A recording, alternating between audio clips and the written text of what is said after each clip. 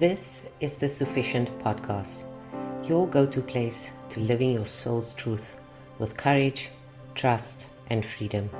This is your pathway to letting go of disempowerment and connecting to the divine within. I'm Noha, your host and guide, and I am a spiritual teacher, coach, healer, TEDx speaker, and spiritual retreat leader. I guide people like you, the lovers of the divine, of consciousness, spiritual seekers, and of course, conscious entrepreneurs. Those of you who I know desire to live a more meaningful life with deep love, unconditional trust, ecstatic pleasure, and also radiant abundance.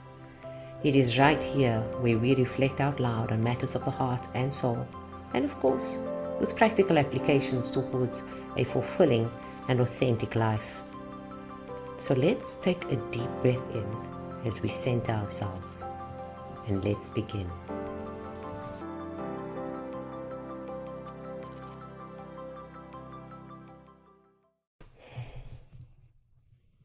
Yes, greetings and welcome. Welcome to the first episode of the Sufi'cient podcast. It's lovely to have you here, and thank you for coming in and listening. I thought that today the first topic of discussion would best be maybe giving a bit of insight. It's not explaining, but a bit of insight as to why the name of this podcast is Sufi'cient. It is a play on the word sufficient. I am sufficient, you are sufficient, we are all sufficient. But it also comes from one of my favorite Islamic prayers, invocations, remembrance prayers, dhikrs, also known as dhikrs, which is this saying right here, which is Hasbunallah wa ni'mal wakeel, which means, translated loosely, I'm not going to give the exact translation, but it means that God is sufficient for us and He sorts out all of our affairs, okay? And so it's always been my most favorite saying, and one that I rely on very, very heavily and deeply, and I internalize over and over and over again. It just, made it more important for me to have something in my business or in who I am, which is really what my business is, related to that saying. Of course, the word Sufi is the agnostic side of Islam, so to speak, but it's not only for Muslims. And I'm not going to give a definition of Sufism because I'm not qualified to. I don't even call myself a Sufi, but I am deeply in love with the philosophy of Sufism. And in my understanding, the philosophy of Sufism is entering the heart, right? Entering the heart and basking in the love in the heart. But in order to do that, we have to cleanse the heart. In order to do that, we have to heal. In order to do that, we have to face ourselves. In order to do that, we have to become truthful. In order to do that, we have to be honest with ourselves and live authentically, right? And so for me, the philosophy of Sufism is not about the ritualism or about the quantity or even the quality of, well, maybe the quality is of importance, but it's definitely not the quantity. For me, the path towards the heart is one of a slow sojourn, walking towards, meandering towards the deepest, deepest, deepest crevices of ourselves, which ties in for me also with the saying of Hasbunallah wa ni'mal wakeel. Because, for me, if people ask me the question, where is God? The answer is always, He is within. And He is also everywhere else. That is the omnipresence, isn't it? So I first rely heavily on the fact that God is within me. And so therefore, when I have questions, yes, the questions can be sought by scholars around me. The answers could be sought by those around me in books, in knowledge, in the Quran, in the Sunnah, in teachings, in scientific teachings, in so many other different things. But in reality, when we come back in, the answer is laying there. right? And throughout this series, I'm going to show you the various ways of finding answers within, right? So for me, God is first and foremost within, and I like to call it the God spark, right? That each and every one of us has got the God spark. And because we have the God spark, and that we are all make up the whole, I call us all dots, right? Dots in this universe, and all these dots make up the whole, which informs me that I am part of that bigger whole. Am I God? No, I'm not. But I am imbued with the breath thereof. I am imbued with the vision thereof. I am entrusted to be in this world to make my life manifest in a way that allows God to come through me, right? Not in the way my mind wants to conjure it up. I always say to my clients and students that our minds is finite, right? Whatever it is, whenever we're extracting something from our minds, we're quite literally only extracting from the knowledge base that we already have. But when we're going into our hearts, we're extracting wisdom from a pool that did not potentially require us to learn anything, right? It's a knowingness that is there. And once that knowingness is there, we can then go and seek the knowledge to back up the knowingness that we have. So for me, God is within. And that path of, as I call it, the philosophy of Sufism, of going into the heart and cleansing the heart, it's about, doing away with the debris that we have layered and layered and layered in our hearts. That as soon as we start cleansing it out, as soon as we start clearing it out, the vision starts to become a bit clearer. We start to be able to see and feel and hear the presence of the Almighty so much more. Right? We start to tap into the divinity within. And when we start to have questions, instead of seeking answers outside of ourselves, we start to find them within ourselves. And so for me, those two things goes hand in hand. That I know, and I try to live this way, that there is the spark of the divine within me. The great beloved walks with me, and therefore supports me, and therefore loves me, and therefore is going to see to it that I gain everything in this life for my highest and best good now. Of course, that does sound like there's a whole bunch of roses on the pathway because, oh, you're so supported, my sweetheart, and you're so loved, my sweetheart. No.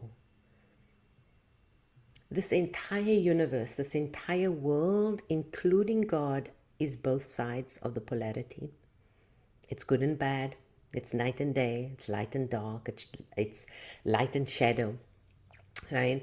There's a book, a beautiful book that I was gifted by a client of mine, and I should actually bring it out in one of the other sessions. But they start explaining, it's on the 99 names of Allah, and they start explaining how the name Allah in itself is already both sides.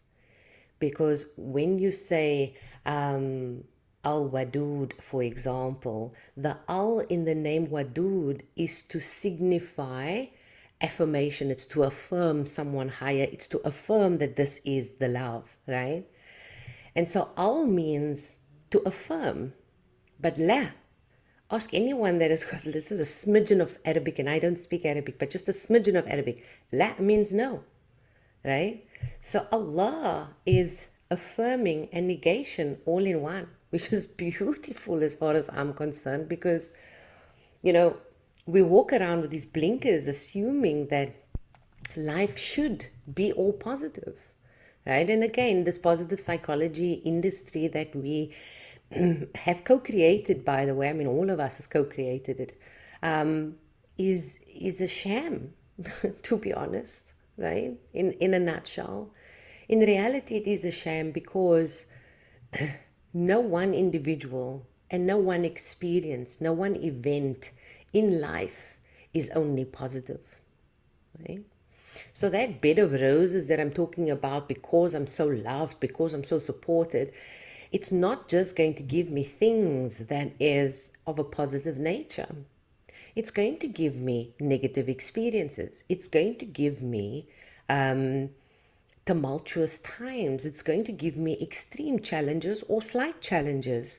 But those challenges and tumultuous times are there to bring you closer into your heart, to bring you closer to understanding who you are, to bring you closer to understand who God is within you, right? So, some people say, oh, you know what, it's just Murphy's Law that I've been experiencing so much of this. No, it's not, sweetheart. It's a message that it's coming to you, and one that is being asking you, begging you to sit up and listen and reflect and investigate in. But sometimes we don't. And again, it's human nature. It's human nature for us not to want to go and dig. Right? I call it excavation. It's human nature for us not to excavate, because, if it ain't broken, then don't try and fix it. That's the saying, right? And don't scratch where it's not itching. And I'm not saying go and scratch into your dark past if it's not bothering you. But if there's a pattern, and if a pattern exists, it is there for your awakening. It is asking for you to awaken to the message that the divine is trying to give you through that entire experience. You see, God is constantly speaking, and not in general terms. Now, this is the other thing and I think that's maybe the attachment that some of us have had to religion, that we assume that, here's this beautiful Quranic verse, or this Bible verse, or this Torah verse, or whatever verse there is, the Bhagavad Gita, and we're like, oh, you know what, this is the interpretation, because this is what I've been taught is the interpretation, and so this is the linear understanding of it. But that's not true, right? That understanding can be expounded on based on your own experience, based on what it is that you are going through in your life. It can start to be infiltrated in your messaging in such a beautiful way that should you start to really, really go and sit and look at the patterns and look at the things that has been coming up in your life, and say, God, what are you actually trying to say to me? The messaging is so, so unique to each individual. And I find that a complete and utter marvel. What a glorious universe we live in. To know that every one human being, past, present, and way into the future, until the end of time, has got a unique messaging system direct from the Great Beloved. Why wouldn't we want to tap into this? Why wouldn't we want to get to ready ourselves in order to hear that more? Why is it that we wouldn't want to experience that more and more? I'll tell you why. Fear, conformity, fellowship. We are so used to conforming, because conforming means that then we belong. We belong to a grouping, right? We belong, and so therefore we are not ostracized. We are not different. We are not going against the grain.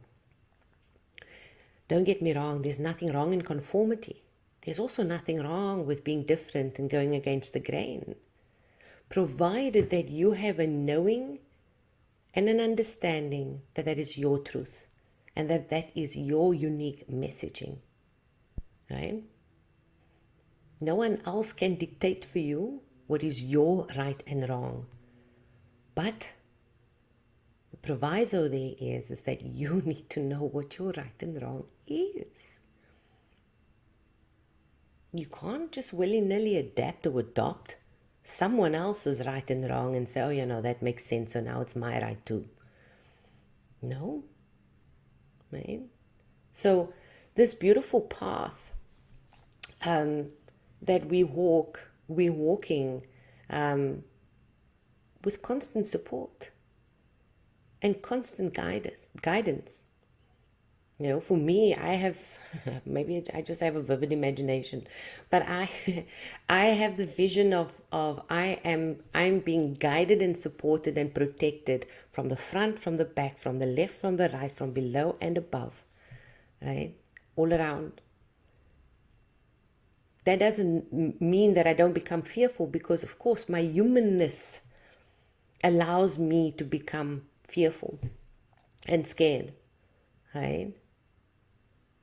It's not okay, and it's not enough for us to intellectualize this concept of being divinely protected and guided. It is not enough to intellectualize it. It is like it's not enough for us to intellectualize the ability to trust, right? To trust the divine, to trust the unfolding, or to surrender ourselves to the divine, right? Or let's take out the word divine if that may be, rubbing you up in some particular way. When I say that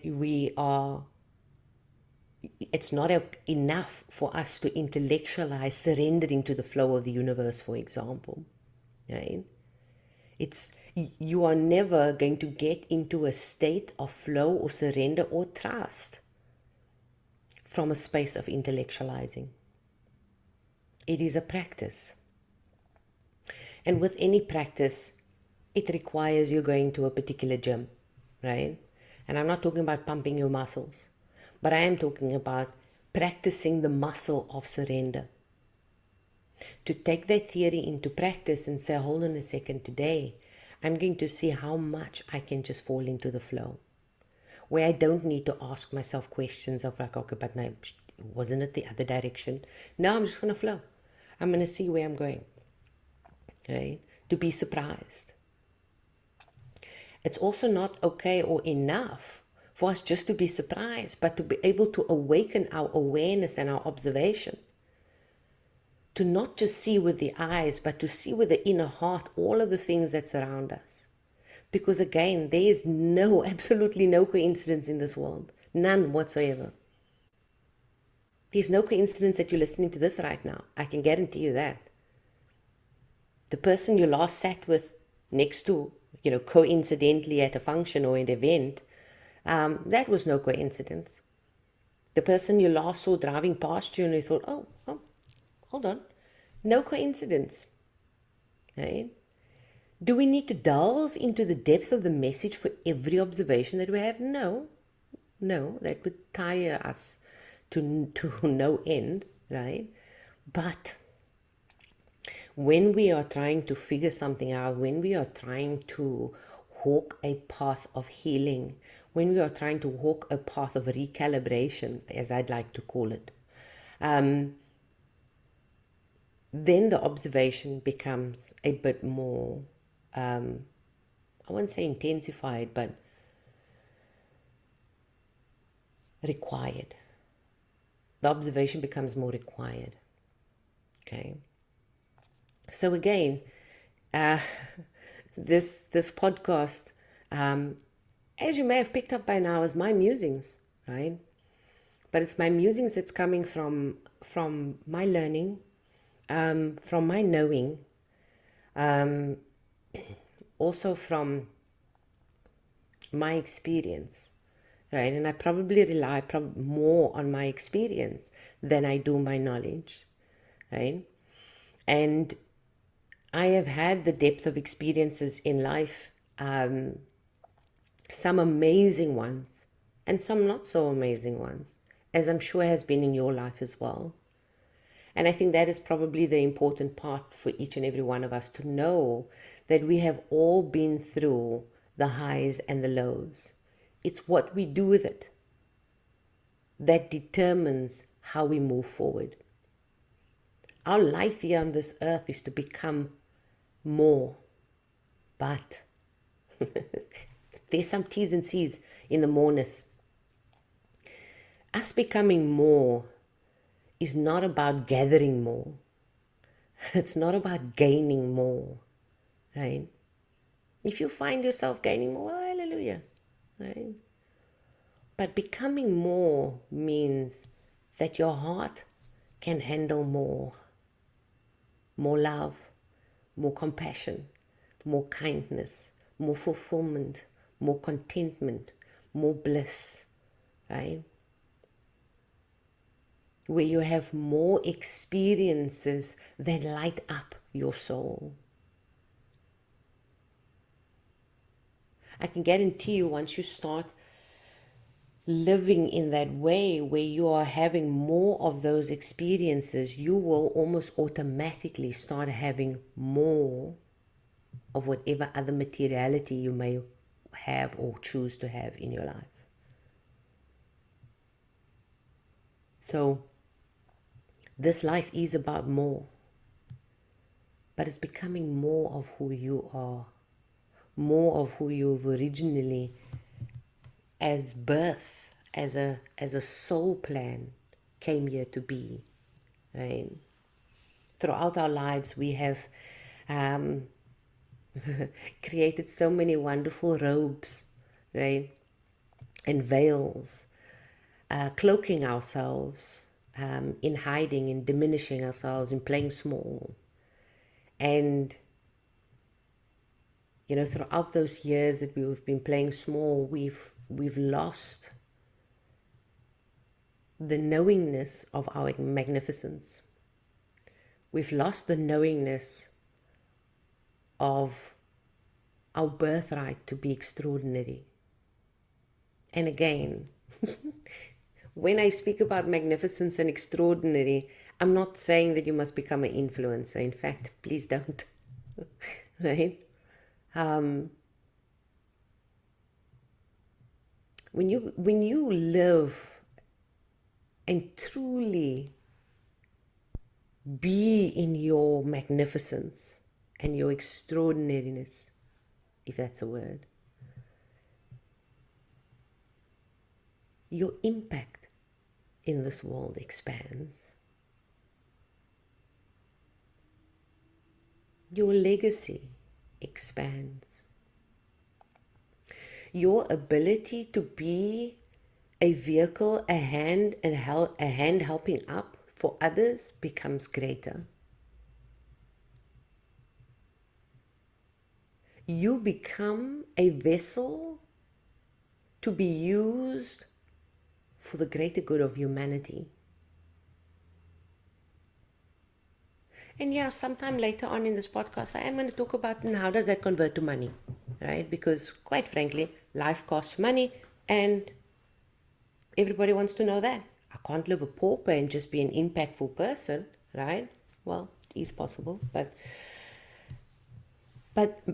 there's a story to that as well, and a thinking and a knowingness and a beingness in that as well. So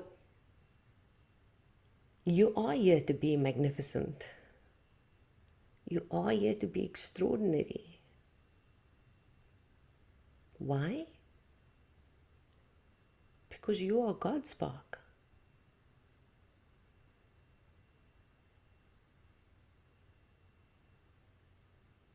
You've been fashioned with the image and likeness of Him.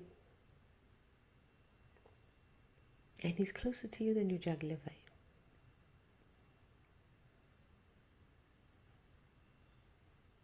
That spark of the divine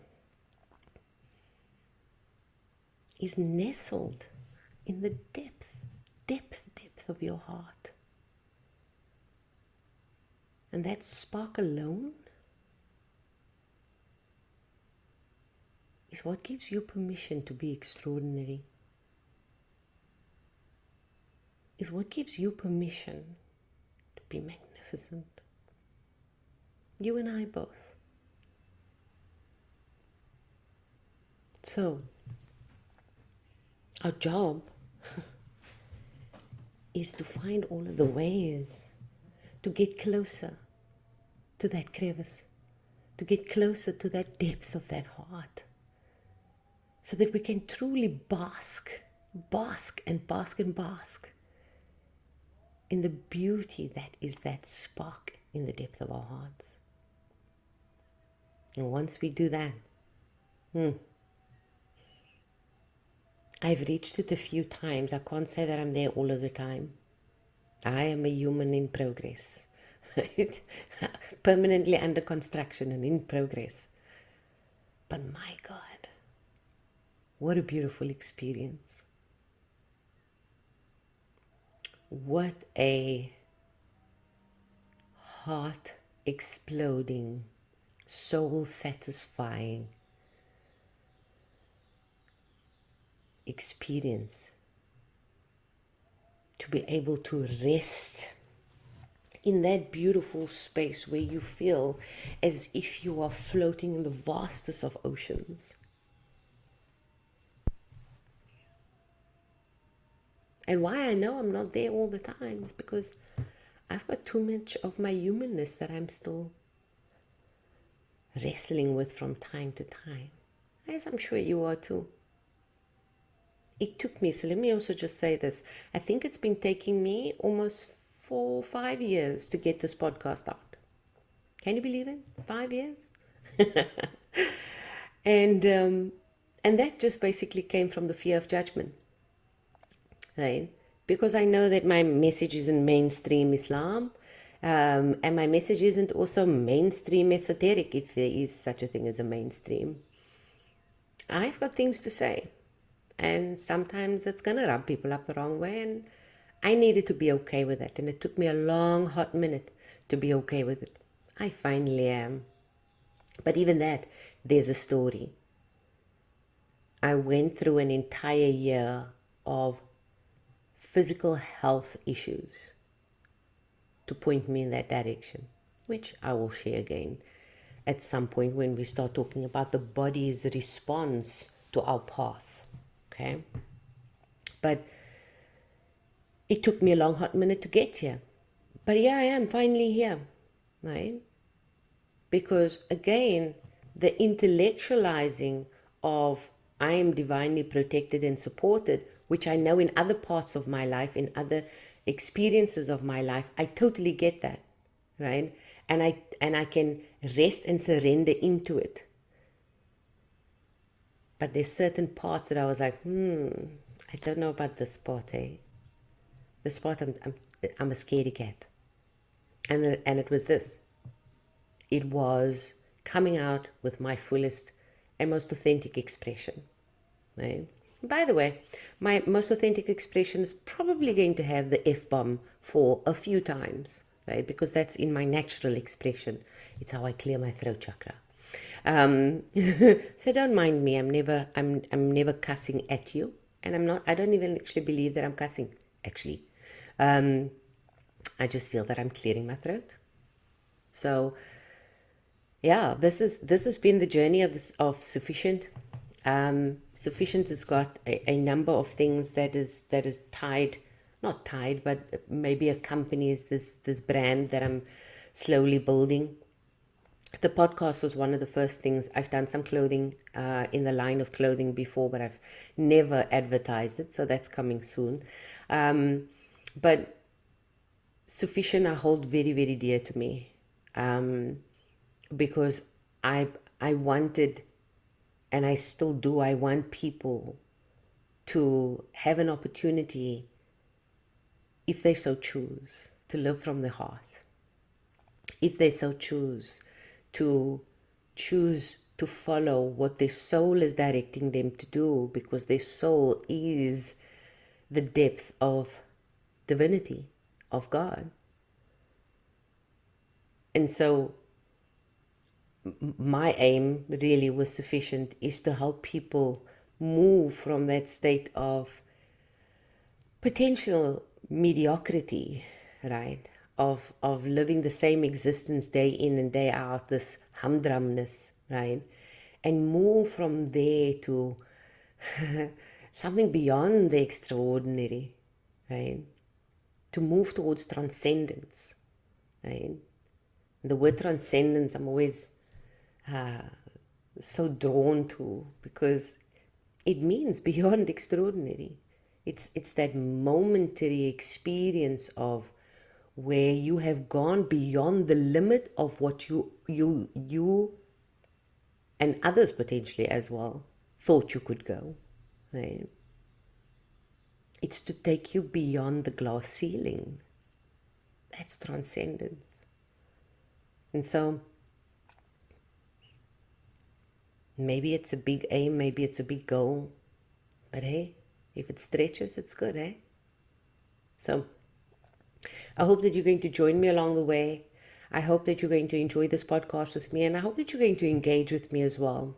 I'm not going to have any guests. If I do, it's going to be guests that is going to be questioning me, not me questioning them. Because again, my human design, or not again, I haven't mentioned this. My human design, I'm a generator, 6-2 profile, and sacral inner authority. And my job is to respond. So I respond to what's going on in the world. I respond to people asking me questions. I respond to things that I see or read or hear about on the outside. So the more you engage with me, the more questions you ask me, the better off we all are, because I have a natural ability to respond, right? Obviously within this realm. So I do hope that you get to enjoy this with me and engage with me. And I look forward to getting to know you in some shape or form as we go along. And for now, thank you for being here. Thank you for coming back next time. And I'll see you soon. Goodbye.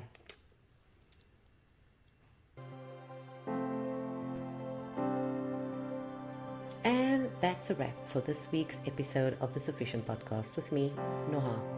Be sure to tune in next time for more soul reflections right here. Also follow me in your favorite podcast app so you don't miss the next episode. And also please feel free to engage with me in the comments below. You will find the links to all my social media handles and email address in the description box below.